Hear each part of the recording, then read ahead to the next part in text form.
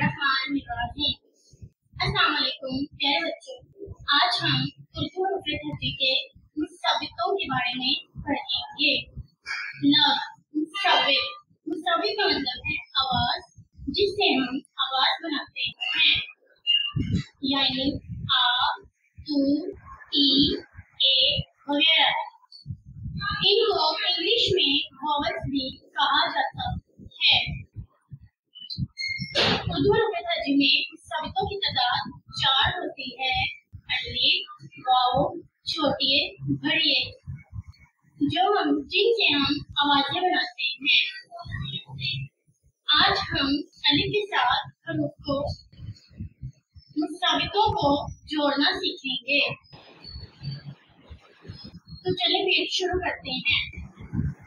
बे की आवाज बा, अलिफ की आवाज आ, बे अलिफ का। बे को अलिफ के साथ जोड़कर बे अलिफा की आवाज बनती है। जीम की आवाज जा, अलिफ की आवाज आ, जीम अलिफ जा। जीम को अलिफ के साथ जोड़कर जीम अलिफ जा की आवाज बनती है। मीम की आवाज मा, अलिफ की आवाज आ, मीम अलिफ मा। मीम अलिफ मा के साथ जोड़कर मीम अलिफ मा की आवाज बनती है।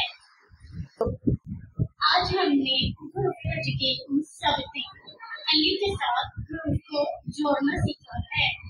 इंशाअल्लाह अगली बार हम उर्दू की मुस्तवितें वाव, छोटिये, बड़िये के साथ हरूफ जोड़ना सीखेंगे। अल्लाह हाफिज।